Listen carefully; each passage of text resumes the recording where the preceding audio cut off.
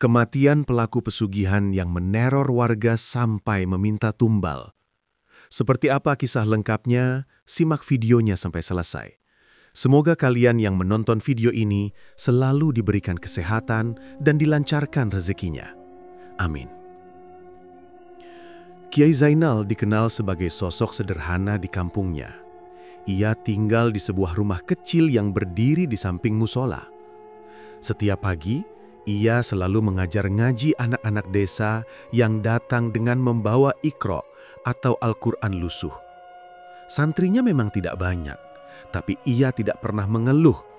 Baginya, yang penting ilmunya bermanfaat. Sehari-hari, Kiai Zainal tidak terlihat berbeda dengan orang desa kebanyakan.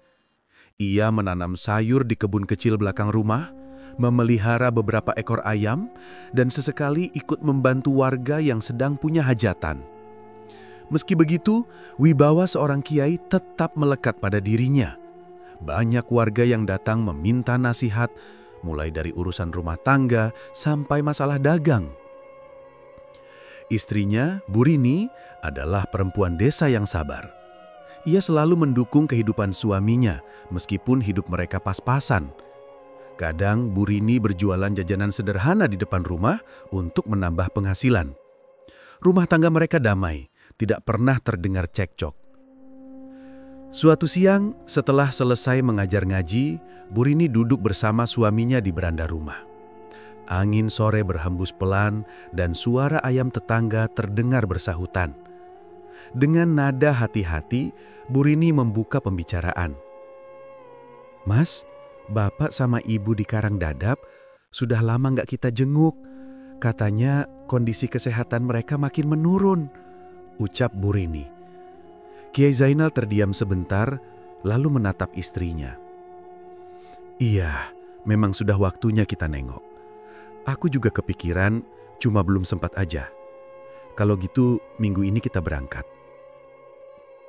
Bu Rini terlihat lega mendengar jawaban suaminya. Mereka pun berencana berangkat ke desa Karangdadap akhir pekan itu. Bagi Kiai Zainal, Karangdadap bukanlah tempat asing.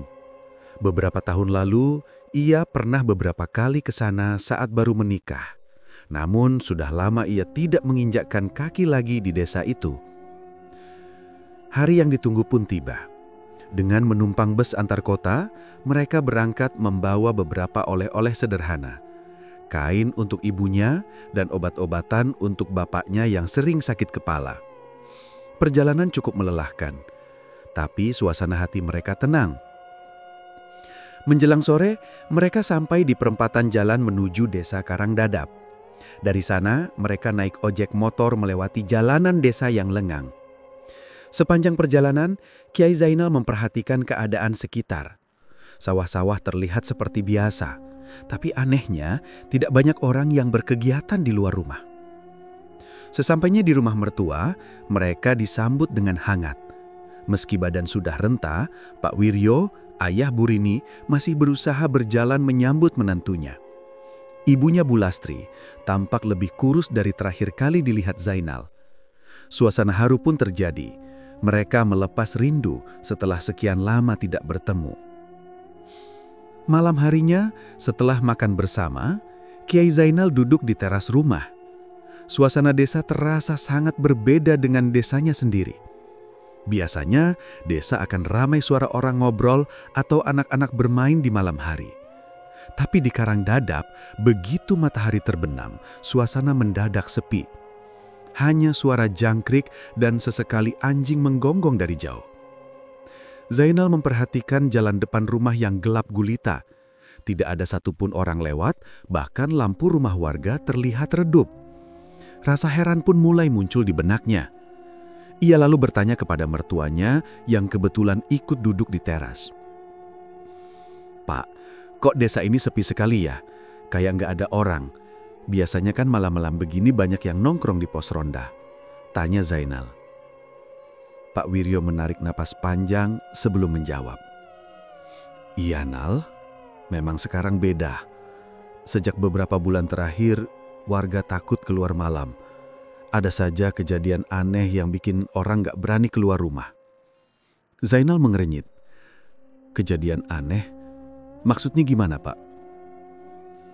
Pak Wiryo hanya menggeleng pelan. Nanti aja, kau tahu sendiri. Sekarang mending masuk, istirahat. Besok kita cerita lebih banyak. Jawaban itu membuat Zainal semakin penasaran, tapi ia tidak memaksa. Malam itu, ia tidur bersama istrinya di kamar kecil dekat dapur. Namun tidurnya tidak sepenuhnya nyenyak. Sesekali ia terbangun karena mendengar suara seperti orang berbisik di luar rumah. Saat ia mengintip dari jendela, tidak ada siapapun di luar. Keesokan paginya, suasana desa terlihat normal. Beberapa ibu tampak menyapu halaman, anak-anak berangkat sekolah, dan ada beberapa bapak yang berjalan ke sawah. Namun raut wajah mereka terlihat murung, seolah menyimpan ketakutan. Saat Zainal berjalan ke warung kecil di ujung jalan, ia mendengar bisik-bisik beberapa warga. Mereka berhenti bicara begitu melihatnya lewat, lalu menatap dengan ekspresi aneh. Zainal mulai merasa ada sesuatu yang disembunyikan oleh warga Karangdadap. Siangnya, Bu Rini cerita bahwa ibunya sering mendengar suara tangisan dari arah rumah tetangga yang sudah lama kosong. Beberapa orang juga mengaku melihat sosok bayangan hitam di kebun dekat sungai. Warga sini percaya kalau itu ada hubungannya dengan kematian Juragan Samin, kata ibunya lirih. Nama itu membuat Zainal semakin penasaran. Ia mencoba bertanya lebih jauh, tapi Bu Lastri tampak enggan menjelaskan terlalu detail. Ia hanya berpesan agar Zainal tidak keluar rumah sendirian malam-malam. Menjelang malam kedua, suasana semakin terasa mencekam. Habis Isya, jalanan desa benar-benar kosong. Dari dalam rumah, Zainal mendengar suara kentongan dipukul 3 kali, tanda peringatan bagi warga untuk tidak keluar rumah. Zainal mulai berpikir keras, kenapa desa ini bisa sampai segini takutnya? Batinnya. Ia tahu ada sesuatu yang besar terjadi di Karangdadap, sesuatu yang sengaja ditutupi oleh warga. Ketika hendak tidur, tiba-tiba listrik padam. Rumah gelap gulita. Dari kejauhan, terdengar suara seperti orang menjerit, disusul gonggongan anjing yang bersahut-sahutan. Bu Rini tampak ketakutan, sementara ibunya langsung membaca doa pelan-pelan. Zainal tetap mencoba tenang, namun di dalam hatinya ia merasakan ada sesuatu yang tidak wajar sedang menyelimuti Karangdadap. Malam itulah ia sadar, kepulangannya ke desa mertuanya bukan sekadar silaturahmi biasa. Ada misteri besar yang akan menyeretnya dalam peristiwa kelam yang belum pernah ia bayangkan sebelumnya.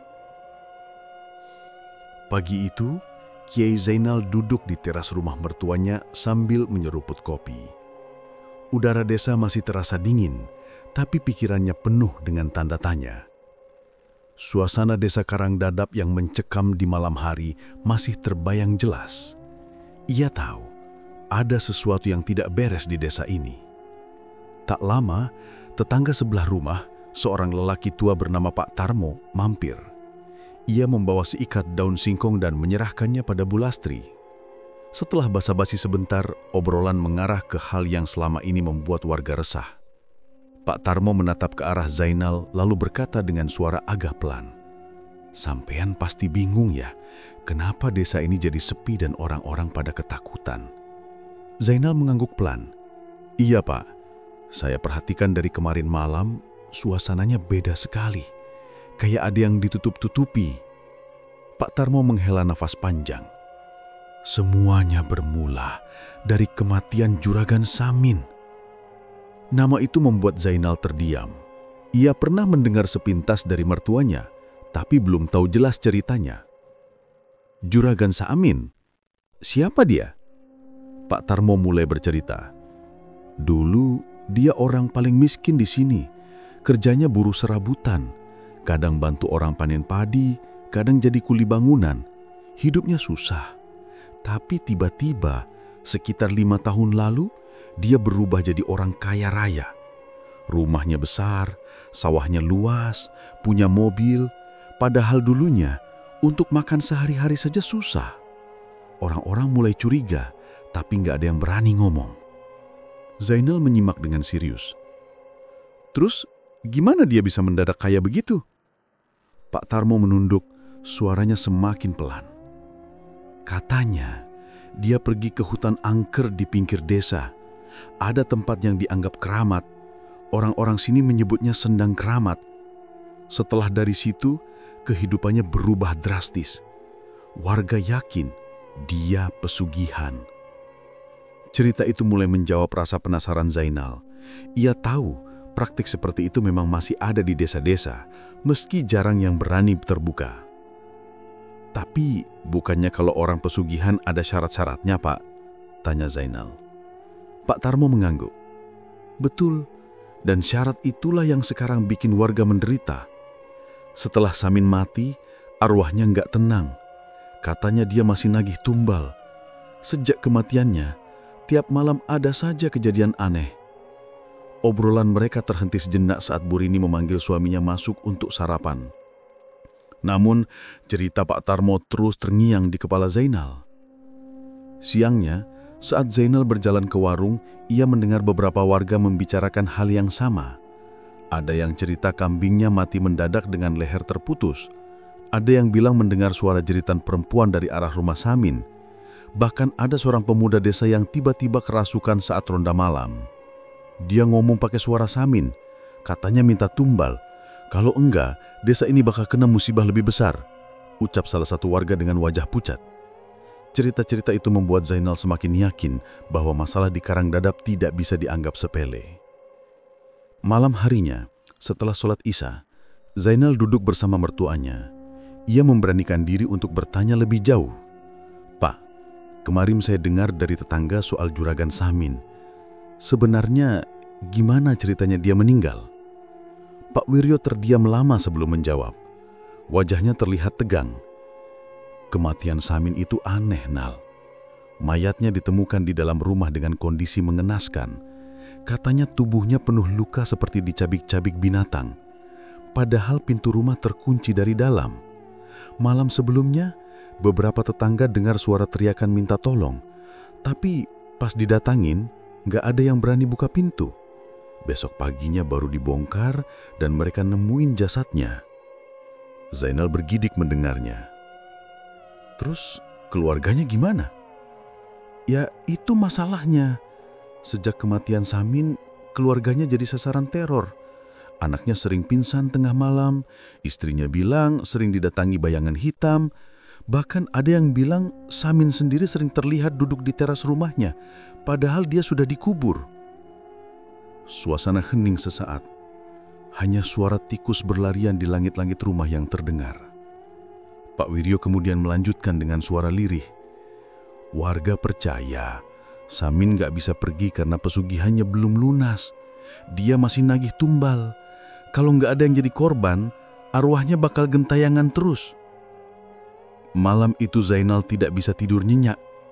Ia memikirkan cerita-cerita yang ia dengar sepanjang hari. Teror yang dialami warga jelas bukan sekedar sugesti. Ada kekuatan gaib yang mengikat desa ini dan pusatnya ada pada perjanjian Samin dengan pesugihan. Keesokan harinya, Zainal memutuskan berjalan melewati rumah besar peninggalan Samin.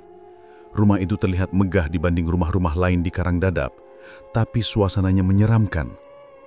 Cat tembok mulai mengelupas, jendela tertutup rapat, dan halaman penuh dengan rumput liar.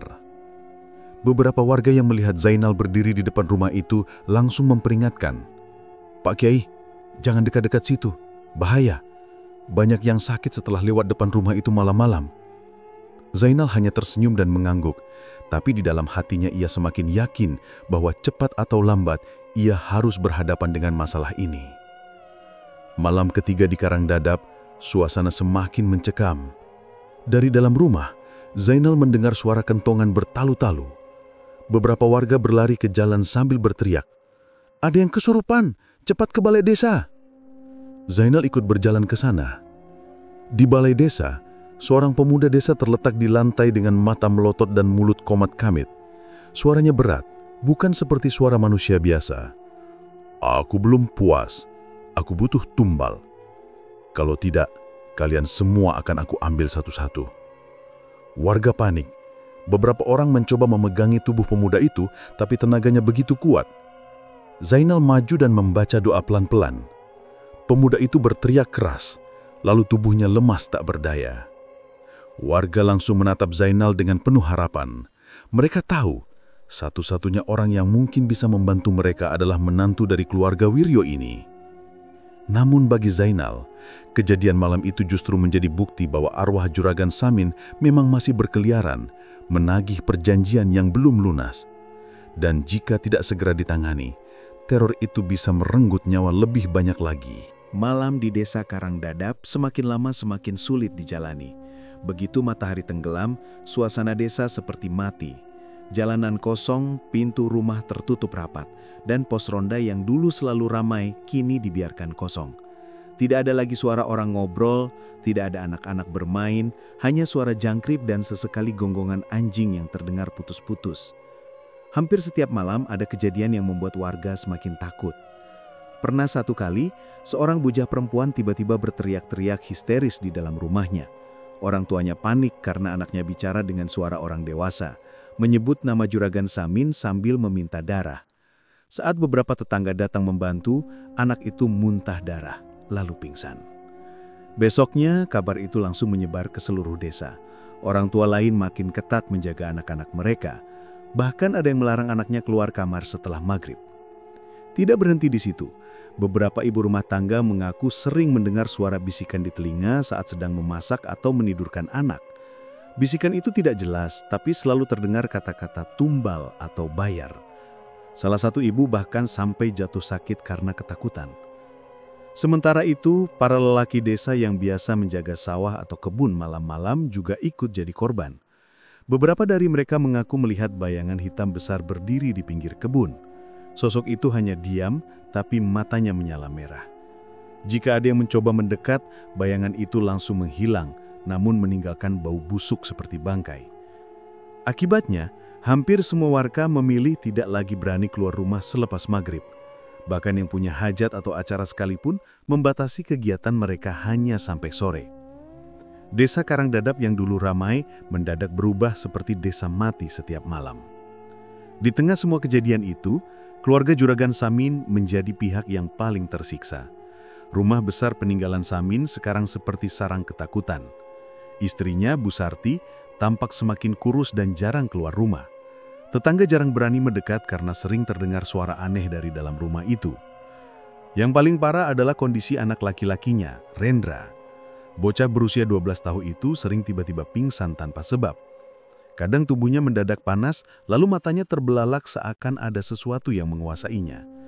Beberapa warga yang sempat membantu bilang, Rendra sering menyebut nama ayahnya sambil menjerit, "Aku nggak mau, jangan ambil aku."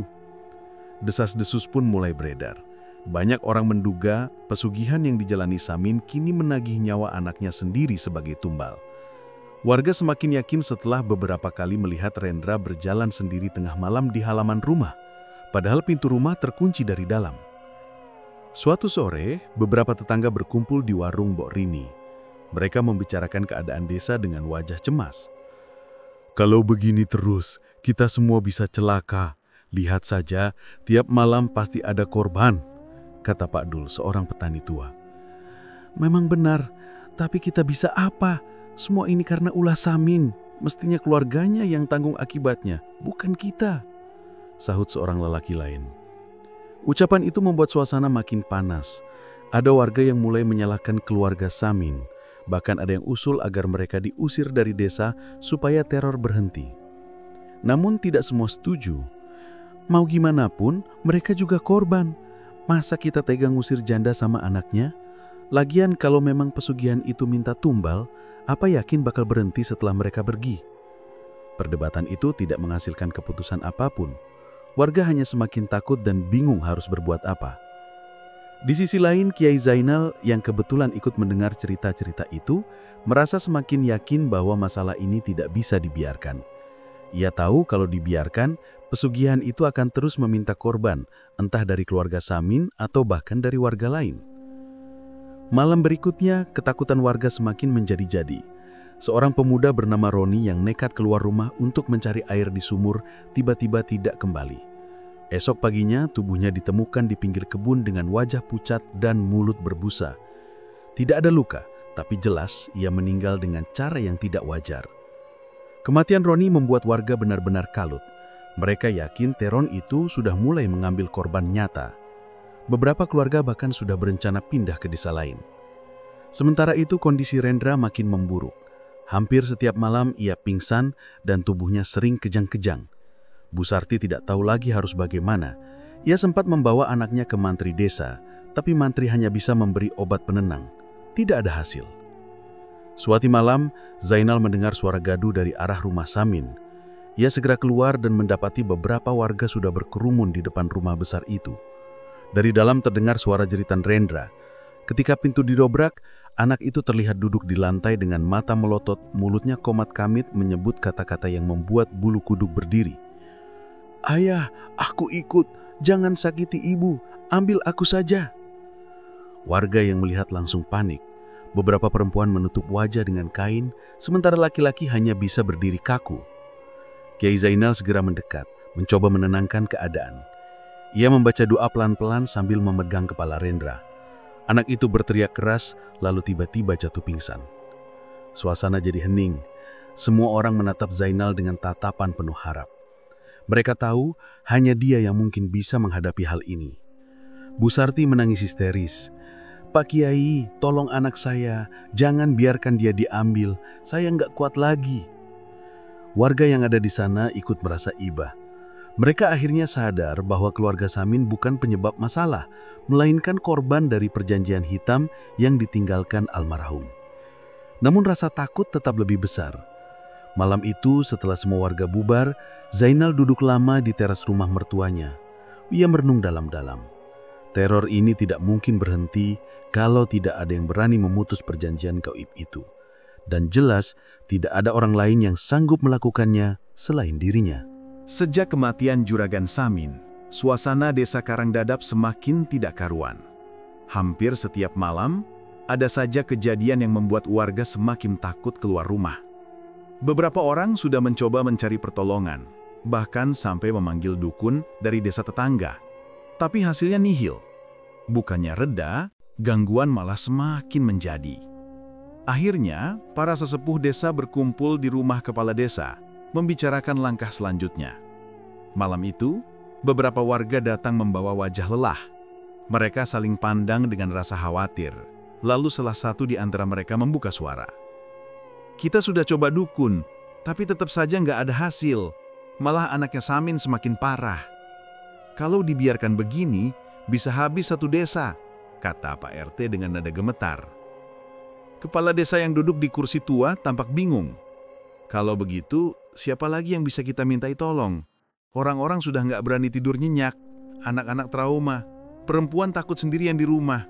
Nggak mungkin ini terus dibiarkan." Di pojok ruangan, seorang warga tiba-tiba menyebut nama. "Kiai Zainal. Beliau sedang ada di desa ini. Katanya pulang ke rumah mertuanya. Mungkin beliau bisa menolong kita." Ucapan itu membuat semua mata menoleh. Warga terdiam sejenak. Nama Kiai Zainal memang bukan nama asing. Meskipun pesantrennya tidak besar, beliau dikenal sebagai orang yang lurus, alim, dan banyak orang percaya kalau ilmunya mumpuni. Akhirnya diputuskan untuk meminta bantuan Kiai Zainal. Malam itu juga beberapa orang mendatangi rumah mertua sang Kiai. Saat pintu diketuk, Zainal keluar dengan wajah tenang. Ia sudah mendengar kabar teror dari warga, meski belum tahu detailnya. "Assalamualaikum Kiai, maaf mengganggu malam-malam begini," ucap kepala desa sambil menunduk hormat. "Waalaikumsalam. Ada apa Pak? Silakan masuk dulu," jawab Kiai Zainal dengan ramah. Setelah duduk di ruang tamu, warga mulai menceritakan semua kejadian sejak kematian Samin. Dari ternak yang mati mendadak, suara jeritan, orang kerasukan, hingga kondisi anak lelaki Samin yang sering pingsan. Zainal mendengarkan dengan seksama tanpa memotong. Setelah cerita selesai, beliau menghela nafas panjang. "Kalau benar yang kalian ceritakan, ini bukan sekedar arwah gentayangan. Saya menduga ada ikatan yang belum selesai. Perjanjian pesugihan biasanya melibatkan darah dan janji yang harus ditepati. Kalau juragannya sudah mati, tapi syarat tidak dipenuhi, maka perjanjian itu tetap hidup. Itulah sebabnya gangguan makin parah. Warga saling pandang dengan wajah pucat. Salah satu dari mereka memberanikan diri bertanya, "Kalau begitu, apa yang harus dilakukan, Kiai?" Zainal diam sebentar. Ia menunduk, lalu berkata, "Saya akan coba lakukan tirakat dan berdoa. Tapi saya butuh tahu lebih jelas. Saya perlu melihat langsung rumah Samin. Di sanalah kemungkinan besar pusat gangguan ini." Kepala desa sempat ragu. Kalau begitu, rumah itu sudah lama ditinggalkan keluarganya. Mereka pindah ke rumah kerabat karena nggak kuat lagi tinggal di sana. Kalau begitu, besok malam kita ke sana. Jangan banyak orang, cukup beberapa yang berani saja. Saya akan coba rasakan langsung apa yang ada di sana, ujar Kiai Zainal tegas. Malam berikutnya, Kiai Zainal ditemani 4 orang warga menuju rumah besar peninggalan Samin. Rumah itu tampak gelap dan sepi. Pintu kayu lapuk terbuka sedikit, menimbulkan suara berderit ketika disentuh angin. Begitu masuk, suasana langsung berubah. Udara di dalam terasa berat. Bau angir bercampur apek memenuhi ruangan. Salah seorang warga spontan merapat ke tubuh yang lain karena merasa seperti diperhatikan dari balik kegelapan. Kiai Zainal berjalan perlahan sambil komat kamit membaca doa. Tangannya memegang tasbih kecil. Matanya tajam menatap sudut-sudut rumah. Saat melewati ruang tengah, ia berhenti. "Di sini," gumamnya. Tiba-tiba, lampu minyak yang mereka bawa berkedip-kedip. Angin dingin berhembus tanpa sebab. Lalu terdengar suara berat seperti seseorang menggeram dari arah kamar. Semua warga ketakutan. Sebagian hampir lari. "Tenang, jangan panik," kata Zainal menenangkan. Ia melangkah menuju kamar itu.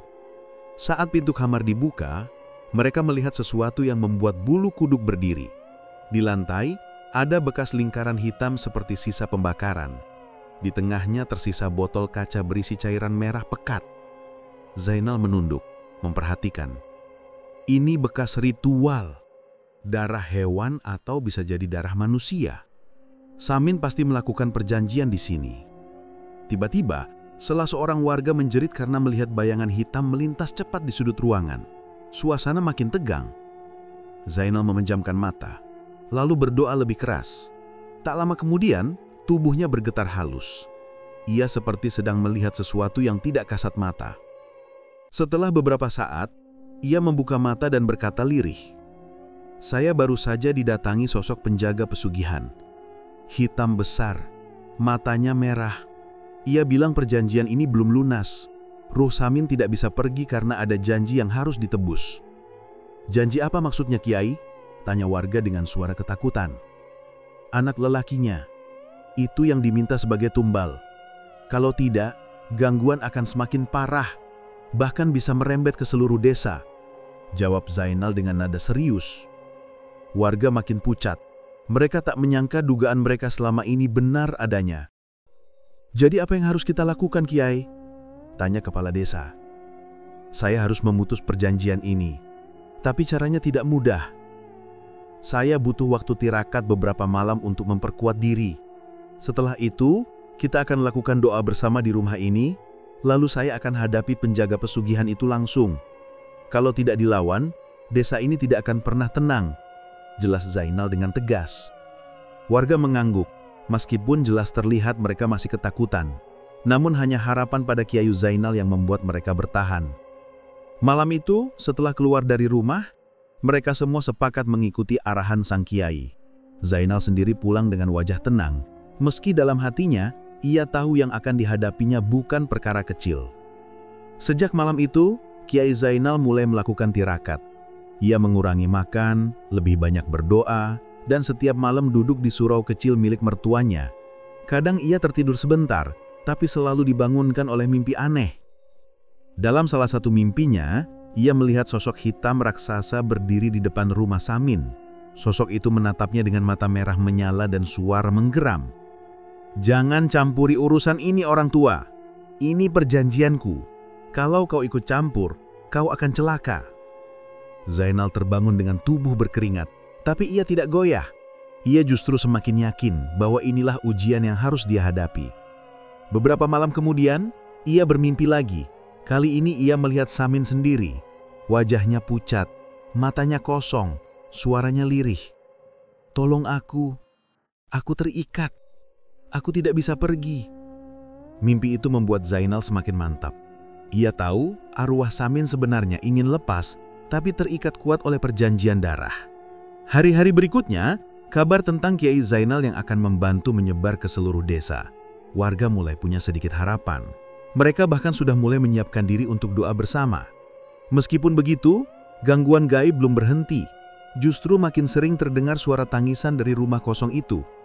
Beberapa warga yang nekat lewat malam-malam mengaku melihat bayangan hitam berdiri di atas rumah. Tapi warga sudah sepakat, mereka akan ikut Kiai Zainal. Bagaimanapun juga, hanya beliaulah satu-satunya harapan yang tersisa.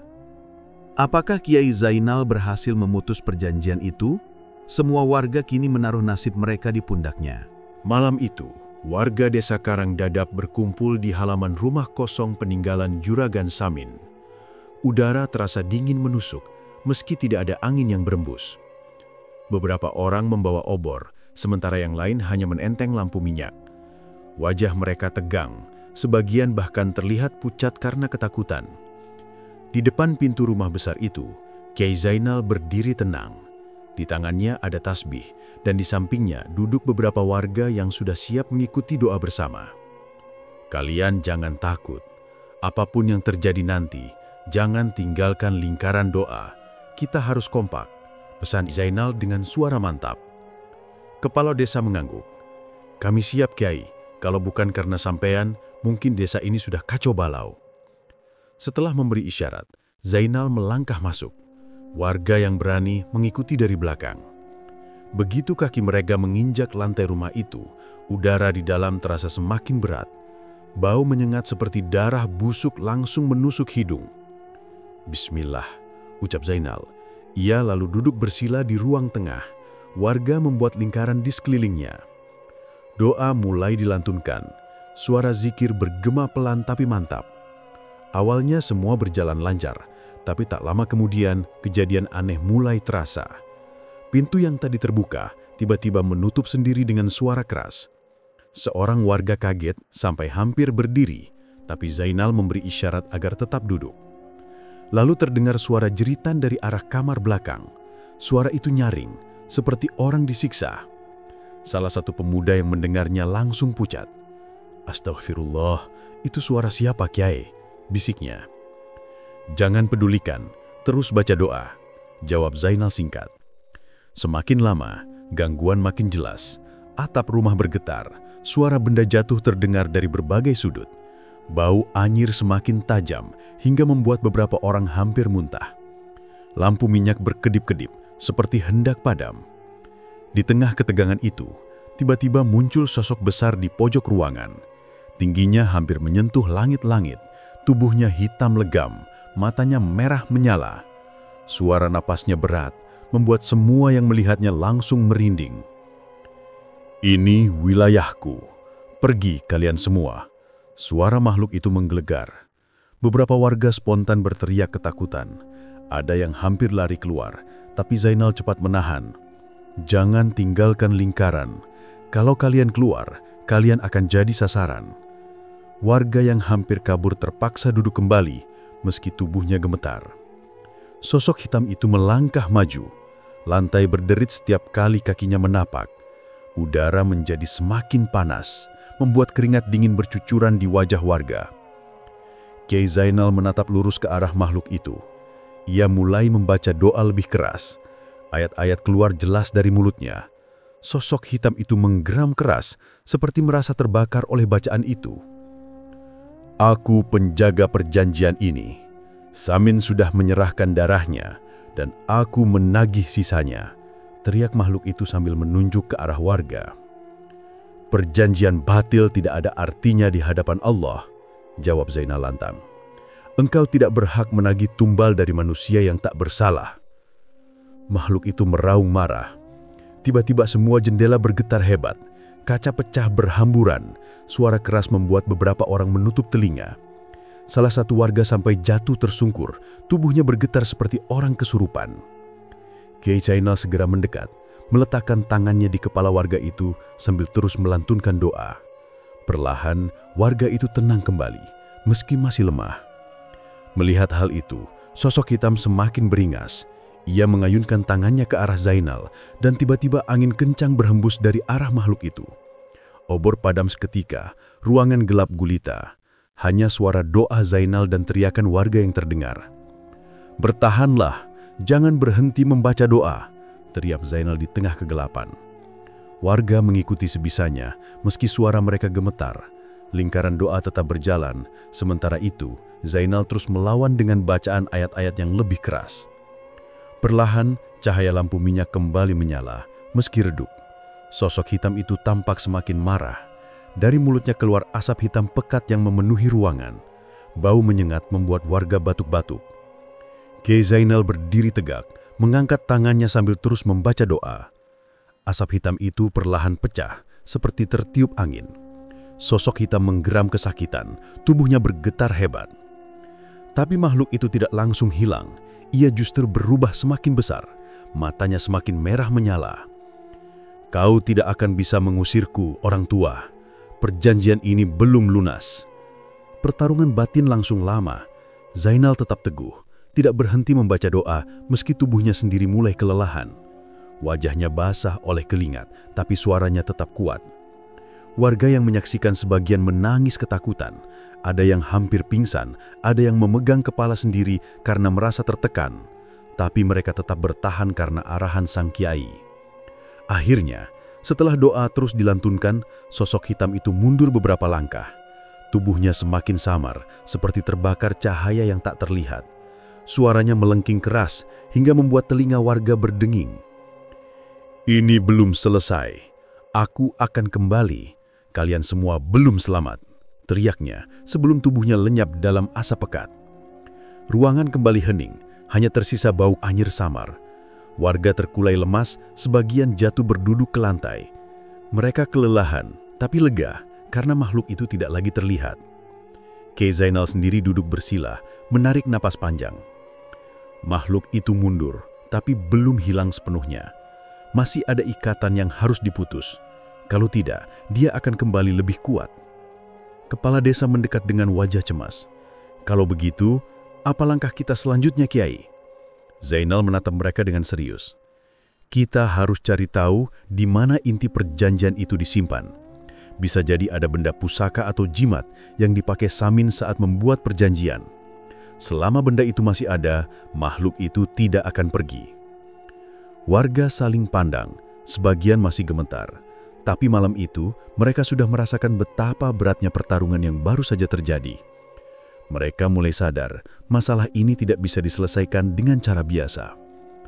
Malam itu, mereka semua keluar dari rumah dengan tubuh lemas. Rumah Samin kembali dibiarkan kosong, tapi kini mereka tahu isinya bukan hanya sekedar bangunan angker. Ada sesuatu yang lebih gelap di dalamnya. Di halaman rumah, warga beristirahat sebentar. Beberapa menangis lega karena masih hidup, sementara yang lain berbisik-bisik ketakutan. Kiai Zainal hanya duduk tenang, meski jelas terlihat ia juga kelelahan. Dalam hatinya, ia tahu pertarungan yang sesungguhnya baru saja mulai. Setelah kejadian malam di rumah Juragan Samin, warga desa Karangdadap semakin yakin kalau masalah yang mereka hadapi tidak bisa dianggap remeh. Makhluk hitam yang sempat muncul jelas bukan sekadar arwah gentayangan. Ada ikatan kuat yang masih menjerat desa itu. Keesokan harinya, warga berkumpul di masjid untuk bermusyawarah. Mereka masih terlihat lemas karena malam sebelumnya penuh ketegangan, tapi semua sepakat mencari jalan keluar. Kepala desa membuka pembicaraan. "Kita tidak bisa menunggu lebih lama. Kalau Kiai Zainal tidak menolong, mungkin kita semua sudah binasa. Tapi Kiai, bagaimana cara mengakhiri ini semua?" Zainal yang duduk bersila di depan jamaah menghela napas panjang, wajahnya serius. "Saya sudah mendapat petunjuk. Perjanjian Samin bukan hanya soal pesugihan. Ada darah manusia yang dikorbankan. Itu sebabnya gangguan semakin kuat." Warga saling pandang. Sebagian langsung bergidik. "Darah manusia, Kiai. Maksudnya bagaimana?" tanya salah seorang pemuda. "Saya melihat dalam mimpi," lanjut Zainal. "Samin dulu mengorbankan sahabatnya sendiri demi kekayaan. Orang itu dibunuh dalam sebuah ritual. Arwahnya ikut terikat dalam perjanjian. Selama ikatan itu belum diputus, desa ini tidak akan pernah tenang." Ruangan hening. Banyak yang terkejut mendengar kenyataan itu. Tak ada yang menyangka kekayaan Samin selama ini dibangun di atas pengkhianatan sebesar itu. "Apa yang harus kita lakukan, Kiai?" tanya kepala desa lagi. "Kita harus lakukan doa bersama, bukan hanya di masjid, tapi juga di kuburan Samin. Kita akan memohon kepada Allah agar perjanjian ini diputus dan arwah yang terikat bisa dibebaskan," jelas Zainal. Warga mengangguk setuju. Meski rasa takut masih besar, mereka tahu ini satu-satunya jalan. Malam itu, seluruh warga berkumpul di masjid. Suasana tegang bercampur harap. Lantunan doa dan ayat-ayat Al-Quran menggema memenuhi ruangan. Anak-anak duduk di pangkuan orang tuanya, sementara para lelaki berbaris di saf depan. Kiai Zainal memimpin zikir dengan suara tegas. Warga mengikuti, meski beberapa terdengar terbata-bata karena gugup. Semakin lama, suasana masjid terasa semakin berat. Lampu-lampu minyak bergoyang meski tidak ada angin. Tiba-tiba, salah seorang warga jatuh pingsan. Tubuhnya kaku, matanya terbuka lebar tapi kosong. Dari mulutnya keluar suara aneh, parau dan penuh amarah. "Kalian tidak bisa membebaskannya. Perjanjian ini milikku." Warga panik. Beberapa berusaha menahan tubuh orang itu yang berontak. Kiai Zainal mendekat, menempelkan tangan di keningnya sambil membaca doa. Tubuh warga itu bergetar keras lalu terkulai lemas. Napasnya terengah-engah, tapi akhirnya sadar kembali. Itu tandanya kita memang sedang berhadapan dengan makhluk yang kuat. Tapi jangan goyah, teruskan doa kita. Setelah zikir selesai, warga yang sudah dipilih bersiap menuju kuburan Samin. Malam itu langit mendung, bulan tertutup awan tebal. Jalan menuju kuburan hanya diterangi obor dan lampu minyak. Suasana hening, hanya suara jangkrik terdengar. Begitu tiba, semua langsung merinding. Kuburan Samin tampak berbeda. Rumput di sekitarnya kering, tanahnya retak, dan udara di sana terasa panas menyengat. "Baca doa! Jangan berhenti," perintah Zainal. Ia berdiri tepat di depan nisan. Warga membentuk lingkaran, sebagian berjongkok sambil memegang obor. Zainal mulai memimpin doa. Suaranya keras dan mantap. "Allahu Akbar, Allahu Akbar." Tiba-tiba angin kencang bertiup. Obor bergoyang hebat, beberapa hampir padam. Suara jeritan terdengar dari arah kuburan, panjang dan menyayat telinga. Warga spontan menutup telinga, ada yang hampir lari. "Jangan tinggalkan lingkaran," teriak Zainal. Badai semakin kuat, dedaunan beterbangan, ranting pohon patah menimpa tanah, langit bergemuruh, petir menyambar di kejauhan. Di tengah kekacauan itu, tanah kuburan Samin mulai retak, dari dalamnya keluar asap hitam pekat. Sosok samar muncul dari asap itu. Wajahnya menyerupai Samin, tapi matanya kosong dan mulutnya menganga lebar. "Kalian tidak akan bisa memutuskan perjanjianku." Suaranya menggema, membuat tanah bergetar. Zainal tetap teguh. Ia mengangkat tangannya, lalu mengumandangkan azan dengan suara lantang. "Allahu Akbar, Allahu Akbar." Setiap kalimat azan keluar, sosok hitam itu menjerit keras. Tubuhnya bergetar, asap hitam berputar liar di sekitarnya. Warga yang menyaksikan hampir menangis ketakutan, tapi mereka terus mengikuti doa. Saat azan selesai, Zainal langsung membaca ayat-ayat tertentu dengan suara semakin keras. Wa qul ja'al haqqu wa zahaqal batil. Seketika tanah kuburan pecah semakin lebar. Dari dalam terdengar suara jeritan panjang, seperti banyak orang yang menjerit bersamaan. Bau busuk menyengat menusuk hidung semua yang ada di sana. Angin semakin kencang, badai semakin besar, obor padam satu persatu, menyisakan kegelapan pekat. Hanya suara doa dan teriakan mengerikan yang terdengar. Zainal terus melanjutkan bacaannya. Tubuhnya bergetar, tapi ia tidak berhenti. La ilaha illallah. Jeritan dari kuburan semakin keras, lalu tiba-tiba berhenti. Sunyi. Angin reda. Badai hilang, seolah tak pernah ada. Warga terdiam, masih gemetar. Mereka menatap kuburan Samin yang kini retak besar. Asap hitam perlahan hilang, menyisakan bau tanah basah.